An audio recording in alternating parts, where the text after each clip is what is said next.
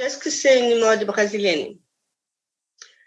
Donc, cette question a été très forte dans les années 80 et ça a été une question proposée pour les créateurs, mais aussi pour tous les gens qui venaient d'une discussion sur la nationalité, qu'est-ce qui a été l'identité brésilienne.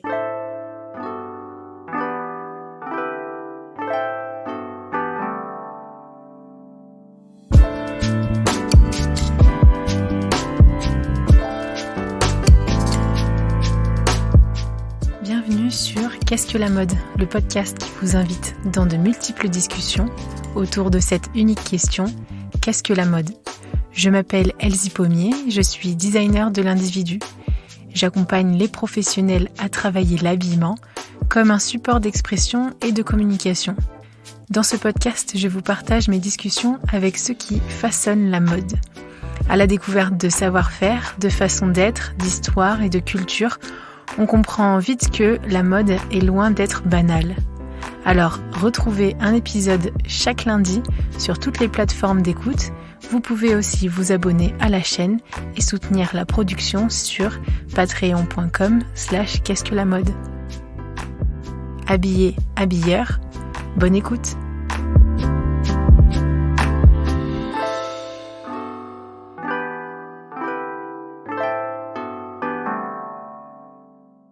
Bienvenue sur Qu'est-ce que la mode, bienvenue Everton et Mara. Merci pour votre présence. Everton, vous avez déjà entendu ce prénom, mais il y a sûrement vous êtes de nouveaux auditeurs, toujours plus chaque semaine. Donc je vais faire des petites présentations quand même. Everton Barbosa, donc il est doctorant en histoire et il étudie la circulation de la mode française au Brésil. Et puis aujourd'hui, nous sommes accompagnés de Mara Rubia, qui est professeure à l'Université de Sainte-Cataline et directrice de recherche dans l'art visuel et professeure en fac de mode. Donc en fait, on a l'Atlantique qui nous sépare et vous êtes tous les deux installés au Brésil. Et donc, nous allons parler Brésil. On parlait souvent avec Everton de justement la mode au Brésil, la mode en France. Et puis, je trouvais qu'on était souvent très nombriliste en tant qu'Européens et Français. Et quand on parle de l'histoire de la mode, on parle que de nous.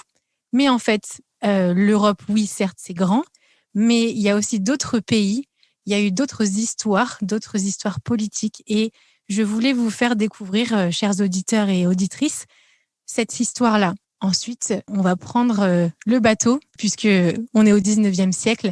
On traverse l'Atlantique et on quitte donc la France, l'Europe. On prend un magazine et on se retrouve au Brésil. Et je laisse la parole à Everton. Est-ce que tu peux nous décrire comment les gens vivent la mode à cette époque ? On dirait que le 19e siècle, au Brésil, ça passe une série d'événements qui modifient la dynamique de l'ancienne colonie portugaise. À un moment d'un siècle, la colonie portugaise devient le royaume du Portugal et quelques années plus tard, elle obtient son indépendance en 1822, devenant une monarchie qui durera jusqu'en 1889. Pendant toutes ces périodes, le modèle culturel de référence est la France, notamment en matière de la mode. Étant donné que le Brésil, jusqu'au milieu du 19e siècle, ne disposait pas de ressources techniques appropriées pour la production de certains types de papier et de couleurs, on a joint à la presse féminine en France, c'est-à-dire celle qui s'adresse au public féminin, voilà, des imprimés des modes provenant de France et des textes qui aidaient à traduire les informations imagées telles que les types des tissus, la taille et la façon de le faire. Il convient de noter que jusqu'au milieu du 19e siècle, cette traversée durait en moyenne 3 mois, c'est-à-dire le temps réel pendant lequel les personnes et les informations traversaient l'océan Atlantique. après leur arrivée au port de Rio de Janeiro, qui c'était la capitale du Brésil dans ce moment-là, et leur publication dans les magazines brésiliens, de nombreuses femmes ont apporté les imprimés de mode aux couturières pour préparer le tenue qui serait utilisé dans certains endroits, comme indiqué dans le texte. On peut donc dire que la presse a servi de support pédagogique aux lecteurs et lectrices consommateurs. C'est sûr, quoi je voudrais attirer l'attention, c'est que quelques années après l'indépendance du Brésil, certains éditeurs se sont interrogés sur l'absence d'une mode brésilienne. En 1834, par exemple, le frère Miguel do Sacramento Lopes Gama a publié dans le journal O Carapuceiro « L'Empire de la mode a fait de nous de véritables esclaves des étrangers. Et si la mode n'est qu'un caprice, pourquoi nos patriciennes, c'est-à-dire nos femmes brésiliennes, n'ont-elles pas aussi inventé leur mode toujours économique et adaptée à notre climat? Pourquoi n'y aurait-il pas aussi de mode brésilienne? Il faut qu'un jour, nous cessions d'être des singes. » Donc ça, c'est les paroles qu'il a écrites dans ce journal-là pour commencer à questionner un peu la copie de la mode française au Brésil après son indépendance. Quand on étudie en France la mode, l'histoire de la mode, on parle d'influence, mais en fait, ça a été au bout d'un moment vécu aussi comme une autorité un peu totalitaire en disant en fait il faut suivre seulement ce qui se passe dans ces journaux et ce qui se passe dans la mode dite la vraie mode, donc c'est la France ou c'est l'Europe, quitte à en faire oublier en fait la mode aussi culturelle et toute la créativité qu'il y avait en fait dans ce pays. Ça, c'est un cas pour démontrer qu'il y avait déjà des personnes qui n'acceptaient pas ces types d'influence, de référence. Il y a un système de mode avec toute la production et diffusion. Et il y a une autre chose plutôt culturelle, c'est la façon de se vêtir. Donc, c'est inoubliable que le Brésil est un pays chaud. La plupart du continent brésilien est très chaud. Mais par contre, toute la mode européenne du 19e siècle, elle était très des choses de tissu. Donc, même que l'élite a acheté, il fait toujours semblant d'être comme à l'européenne, mais en fait, dans les jours, dans les quotidiens, ça n'allait pas bien marcher. On a deux dessinateurs du 19e siècle qui c'est très bien de regarder les images qu'ils ont produites. J'appelle dans français Jean-Baptiste Debré, qui a été aussi élève et professeur à l'Académie d'art de Paris. Donc, il a fait beaucoup de dessins de la rue de Rio de Janeiro et tout ça. Et là-bas, on voit les familles noires qui travaillent dans les rues avec les épaules nues. On voit aussi même les dames au intérieur de la maison qui a été plus déshabillée. Comment les élites achetaient? Parce qu'en fait, on n'avait pas de créateurs ou même une industrie textile. On n'avait pas au Brésil ce moment-là. Donc, tout ça touchait à la façon de vivre et d'acheter les choses. Mais par contre, dans le quotidien, là, on a eu toujours une très forte adaptation à cause de la chaleur, mais aussi à cause des habitudes. On a eu même au 19e siècle plutôt des gens d'origine africaine, les gens qui sont venus esclaves et après ne pas arriver à être liberté. Donc, cette communauté noire, elle était forte de ses racines culturelles et aussi avait toute une façon de s'occuper dans la ville du travail qui ne sont pas même que de l'élite. Donc, ça fait beaucoup de différence. Il faut regarder un peu pour ces points-là pour voir qu'est-ce que c'est les habitudes du vestir au Brésil dans le 19e siècle. Cette influence, elle n'était pas globalisée sur tout le territoire, elle était quand même pour une certaine classe sociale. Merci Mara. Everton, je te laisse la parole pour continuer. Oui, c'est effectivement ça que tu avais signalé maintenant et qu'est-ce que Mara a parlé aussi. Donc, on perçoit qu'il y a toute une adaptation à cause du coût même du tissu qui arrive au Brésil parce que c'est différent. Et même l'utilisation de la presse pour suivre la mode, ça fait part d'une petite classe sociale au Brésil parce que là, au 19e siècle, jusqu'à un an avant la République au Brésil, on avait un système d'esclavage aussi. Donc, il y avait beaucoup de gens qui ne fait pas la lecture du texte, sont personnes sans une alphabétisation. Je dirais que dans ces moments-là, au 19e siècle, il n'y avait pas beaucoup de personnes à critiquer la mode brésilienne, l'arrivée d'une mode brésilienne, au point de faire une mode nationale. Mais ça va changer au XXe siècle. Là, vous soulignez énormément de choses avec cette histoire de la mode au Brésil. En quelques phrases, cette notion d'adaptation au climat, l'importance de la technique, les tissus ne sont pas les mêmes, même si on a une esthétique, une apparence qui pourrait être la même, que ce soit les motifs ou le tombé et tout ça, l'épaisseur ne doit pas être la même ou la composition parce qu'il faut que ce soit plus léger. Avec le climat, une adaptation aussi aux mœurs, aux façons de se tenir, de marcher. Les transports influencent énormément. Et donc, comme tu dis, on se retrouve au XXe siècle. Alors, on va rapidement, on a parlé en quelques phrases de 100 ans. On arrive au XXe siècle. Mais qu'est-ce qui s'est passé alors à ce moment-là, Everton ? Je dirais que la première moitié du XXe siècle, on pourrait dire peut-être, je ne sais pas si Mara est d'accord avec moi, mais bon, voilà. On dirait je dirais 3 choses qui vont aider à l'arrivée de la mode brésilienne. La première, je dirais que sont les 2 guerres mondiales. La deuxième chose, le cinéma du Hollywood.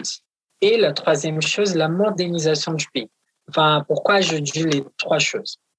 La 2 guerres mondiales a coupé un peu la production et la exportation de la mode française au Brésil et à l'Occident. On peut regarder dans ces moments de 2 guerres mondiales, dans la presse brésilienne, dans plusieurs magazines et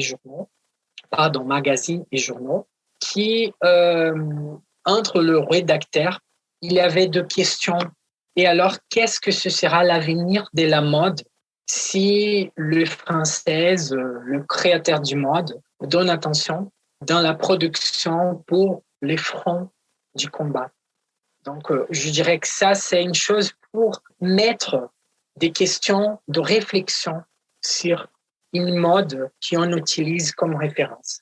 Au premier moment, les gens pensaient que la guerre va finir dans quelques mois, 3 mois, 5 mois, 6 mois, comme la pandémie dans ces moments-là. On a pensé au début que non, ça va durer 3 mois et c'est fini. Mais non, malheureusement. Et là, cette question, elle vient au même temps avec l'arrivée du cinéma des États-Unis au Brésil. Et là, on commence à trouver de vêtements que les actrices utilisent et aussi des habitudes qui commencent à faire de référence au public au Brésil. C'est important de signaler aussi que quand je parle au public au Brésil, n'est pas tous les Brésiliens, tous les Brésiliennes, parce que l'accès au cinéma dans ces moments-là, c'est aussi petit, mais il y aura la reproduction des informations du cinéma dans la presse textuelle et aussi imagétique. Donc, ça aide aussi à propager ces informations-là au public qui ne participe pas au cinéma, mais aussi au public qui ne sait pas lire, mais regarde les images. Donc ça, c'est une combinaison entre les cinémas et la presse pour propager une nouvelle culture. C'est le développement d'Hollywood et de tout ce style glamour. Oui, c'est les nouvelles égéries. Chaque film était un événement et tournait pendant des mois et des mois. Comme quoi, la mode et ces médias, c'est pas que la presse. On pourrait parler de la radio qui aussi arrive en 1930-40 et ça aussi augmente un peu les publics. Grâce aussi à ce troisième point que tu soulevais, Everton, qui est la modernisation. C'était bien ce terme-là que tu disais. Et la modernisation, ça veut dire technologique, ça veut dire des compétences nouvelles, des techniques nouvelles, et donc de la créativité, en fait. Oui, tout à fait. Je pense que c'est ça. Le Brésil, il passera pour un processus de modernisation technique, l'industrialisation aussi. Et ça va aider à arriver beaucoup de créativité et des façons de produire de tissus, de produits qui sont utilisés au corps, aux vêtements, à la mode. Et ça aussi commence à augmenter et donne motif pour les créateurs, de personnes qui essayent de produire la mode, de dessiner la mode. Les illustrateurs commencent à arriver et gagner la popularité et les personnes commencent à utiliser ces produits-là. C'est intéressant qu'au Brésil, ce sera le scénario d'un défilé international en 1930. Et là, va gagner une femme brésilienne.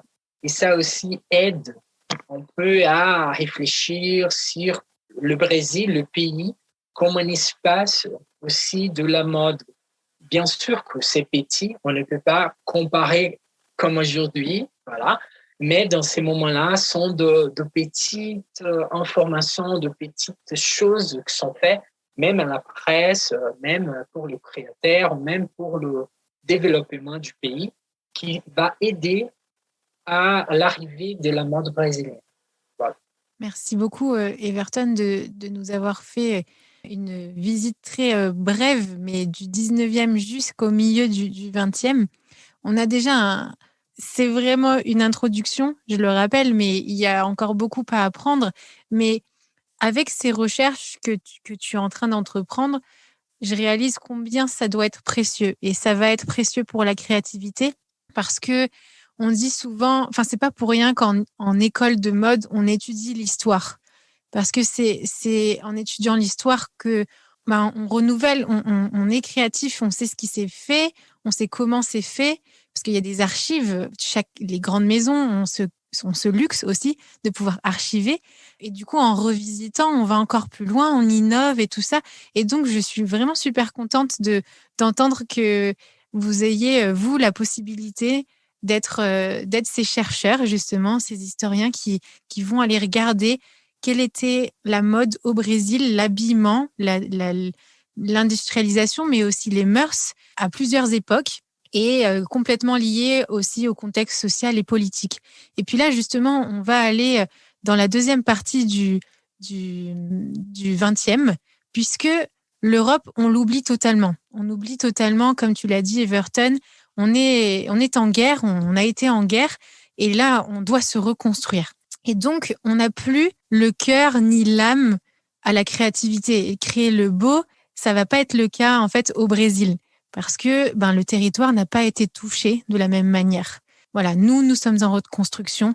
Le Brésil, lui, continue justement cette émancipation, si je puis dire, en fait, de cette influence européenne.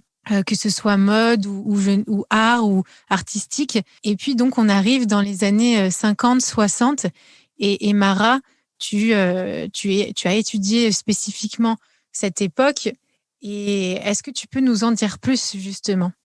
Dans ma thèse de doctorat, j'ai attesté bien cette hypothèse que plus il y a la modernisation d'un pays, d'une société, plus les stratégies de pouvoir se font par l'apparence. Et comment cette modernisation bouleversait la culture et même les stratégies de pouvoir passent aussi par l'apparence. Donc, dans ces moments-là, je remarque au Brésil, à cause des années 50, 1950, la construction d'une ville urbaine plus forte.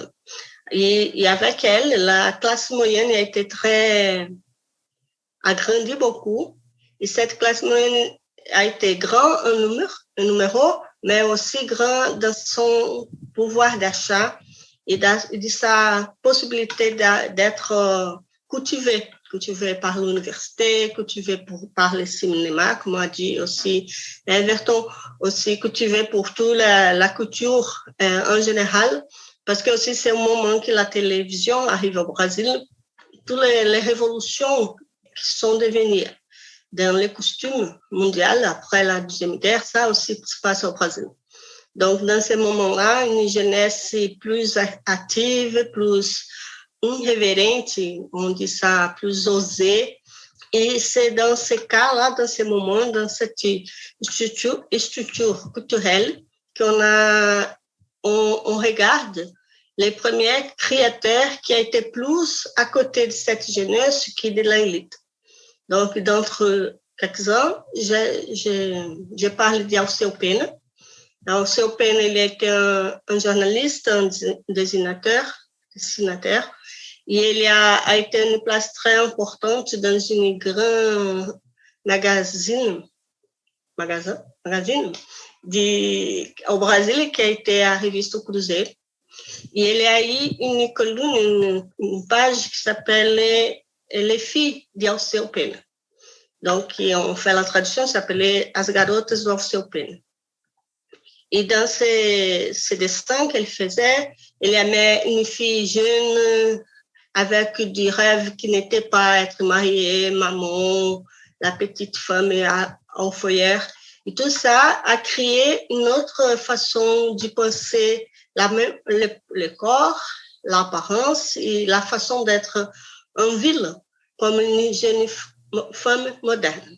Donc, je pense qu'Alceu Pena, il est marque, même qu'il n'était pas très éloigné des élites, mais quand même il marque au moment en que la mode brésilienne, ou le système de mode brésilienne, commence à donner d'attention à la classe moyenne, aux jeunes filles, et tout ça fait avec le temps qu'on a une société plus légère dans son propre apparence. Donc, la modernisation, effectivement, elle a bouleversé l'essence de modernité, oui, mais aussi même de la femme et aussi de l'apparence. Alceu Pena, en fait, était illustrateur et plus que ça. Donc, cet artiste a eu une place d'influence pour exprimer un nouveau mode de vie, une nouvelle façon d'être et donc une nouvelle façon de vivre aussi sa jeunesse. Et donc, en fait, là, tu parles d'un illustrateur qui vient influencer vraiment la définition même d'une posture, en fait, d'une fonction sociale. Par contre, ça aussi, on fait la France plus notre miroir. Pour ces jeunes-là, les États-Unis, avec les habitudes très modernes, a été plutôt les miroirs. Et ça aussi explique un peu pourquoi laisser un peu les modèles de la femme, la mère, et l'épouse et tout ça à côté. Parce qu'il a été plutôt la famille américaine, toujours avec son image d'une femme indépendante et tout ça, qui est mêlé dans ces illustrations-là. Donc, c'est vraiment une tournée à droite ou à gauche, les modèles toujours à l'européenne qu'on était. Et ça aussi a été des questions économiques, parce qu'à cause de la Deuxième Guerre, nous sommes plus attachés aux États-Unis, et ça, après, a été plutôt des accords économiques, beaucoup de choses qui ont changé l'économie et la politique brésilienne. De la même façon que les États-Unis ont fait un projet de reconstruction en France, il a fait au Brésil. Mais par contre, ici, il n'était fait une reconstruction, il a fait une invasion de la modernité avec tous les électroniques et toute la façon de vivre au XXe siècle, au modèle des États-Unis. Donc, c'est plutôt, la mode, c'est ça, c'est pas juste comment se vêtir, hein. Qu'est-ce que c'est le modèle de la station? C'est plus, hein, il y a beaucoup de rapports entre tout qui va nous faire penser que c'est beau, cette façon de vêtir. Ouais, c'est super riche de voir l'influence internationale, en fait, les interactions internationales. Donc, tu parlais des États-Unis. Les États-Unis, eux aussi, la Seconde Guerre mondiale n'a pas touché leur territoire, donc ils ont pu continuer le développement industriel et la modernisation, on va dire, technologique. Et donc, ils ont gagné aussi en force de frappe, en quelque sorte. Qu'est-ce que c'est une mode brésilienne? Donc, cette question a été très forte dans les années 80, 1980, très après ce moment-là de la guerre mondiale. Et ça a été une question proposée pour les créateurs, mais aussi pour tous les gens qui venaient d'une discussion sur la nationalité, qu'est-ce qui a été l'identité brésilienne. Et toute cette discussion-là a fait comprendre et aussi a fait naître beaucoup d'écoles de mode au Brésil, que c'est une marque, hein. Peut-être nous sommes le pays qui a plus d'écoles de mode dans le monde. On est toujours en recherche de ça, cette indépendance de pensée culturelle et tout ça. Et je pense que c'est plutôt après les années 2000 qu'on arrive à avoir une condition plus active d'une partie de la société à créer et à imposer même une culture brésilienne. Cette partie, cet côté de la société brésilienne n'était plus l'élite comme on pensait toujours, mais plutôt les jeunes qui sont venus des favelas, de la communauté pauvre. C'est une population très grande qu'on a dans les grandes villes. Et cette population, elle a aussi eu, à cause du gouvernement qu'on a eu après les 2000, accès à l'éducation. Et aussi, ils ont aussi battu beaucoup. Donc, ce mouvement qui fait 20 ans maintenant, il a grandi pour constituer une culture qui ne soit pas un modèle importé. Il pensait, qu'est-ce que c'est ma culture? Et si je dois encore continuer à penser comme les gens de pouvoir dire que je suis. Donc, je pense qu'on a maintenant un petit espoir d'avoir une mode brésilienne faite pour les Brésiliens à partir de la vie brésilienne. C'est très tôt. Je ne sais pas si on va arriver bien là. Maintenant, on a un moment très dur ici, mais peut-être en passant cette grande tempête, on va arriver à continuer dans ce chemin. Tu nous dis que, en fait, tout ce questionnement et toute cette créativité, toute cette création arrive aussi avec toute la liberté d'apprendre, la liberté de s'éduquer, de se cultiver, de communiquer, de voyager aussi. En fait, aujourd'hui, je me demandais où en était la mode au Brésil, mais voilà, Mara, tu nous dis que voilà, elle est en questionnement. Le Brésil, en tout cas vu de l'extérieur, redécouvre aussi ses ressources naturelles qui sont énormes. Aujourd'hui, on voit qu'elle a étaient beaucoup détruites ou menacées par l'industrialisation. On parle de l'Amazonie avec son caoutchouc, le caoutchouc sauvage, mais aussi plein de savoir-faire. Le Brésil est très connu aussi pour la production de chaussures, de textiles, l'ingénierie textile. J'ai découvert aussi ces derniers temps aussi beaucoup de créateurs qui sont dans la teinture, aussi la teinture végétale. Souvent, c'était des créateurs d'origine brésilienne. Et donc, je pense qu'on va découvrir de magnifiques créateurs ces prochaines années. Dernière question, si vous vouliez nous partager un artiste et un créateur que vous connaissez, contemporain, qu'on pourrait faire découvrir aux auditeurs et aux auditrices. Je pourrais dire d'une créatrice féminin qui s'appelle Adriana Barra. Donc, c'est une créatrice qui, dans ce dessin, elle essaye de garder toujours la brasilité, on dirait ça, avec ses créations, voilà. Donc, moi, comme professeur d'une école de fac de mode, il y a beaucoup de recherche. On a un très fort talent pour les slow fashion, pour la mode longue. Il y a aussi beaucoup de recherches vers l'utilisation des vêtements de deuxième main et refaire et redonner du sens à elle. Il y a aussi une forte tendance à faire une mode noire. Ils cherchent dans la mode aussi une façon de se battre et de revendiquer ses droits sur les racines africaines. Donc, les nouveaux créateurs sont prêts. On cherche de faire bien attention à toute la dimension de la sustentabilité. Durabilité, c'est ça que tu voulais dire? Oui, il y a la question sociale, la question des ressources, des commerces, après le commerce, l'utilisation, qu'est-ce qu'on fait avec le reste. C'est aujourd'hui très, très présent dans la création de jeunes créateurs brésiliens.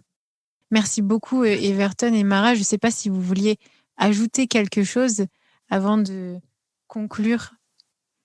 Je voudrais juste dire merci beaucoup pour ce moment de changement, de change. Et aussi dire, excuse-moi, maintenant pour parler, pas traduire, hein, je pense aussi en français, mais les mots me manquent beaucoup. Et la prononciation peut-être n'était pas très forte, mais j'espère qu'au moins les gens s'y détachent aussi de sa place, de penser au Brésil comme les femmes noires avec son string à boire de caipirinha dans la plage. Ça, il n'existe pas avant d'un produit touristique. Ça, c'est un produit touristique. C'est comme les Français avec sa baguette en bas du bras qui marche avec sa casquette dans les rues de Paris. Ça, c'est bien pour les films au Disney. C'est bien pour quelque chose comme ça, mais ce n'est pas le cas de notre pays. Je profite aussi pour remercier pouvoir participer et partager un peu de choses qu'on étude. Merci. Vraiment merci. Vraiment merci parce que c'était compréhensible. Vous avez pris le temps d'expliquer des choses en plus que vous étudiez en portugais. Donc, les auditeurs et auditrices, je vous invite à venir les encourager en commentaire de cet épisode. Allez découvrir tous ces noms, toute cette histoire qui est en train d'être redécouverte. L'histoire de la mode du Brésil. Allons au-delà des stéréotypes touristiques, comme tu nous disais, Mara. Merci. Merci beaucoup.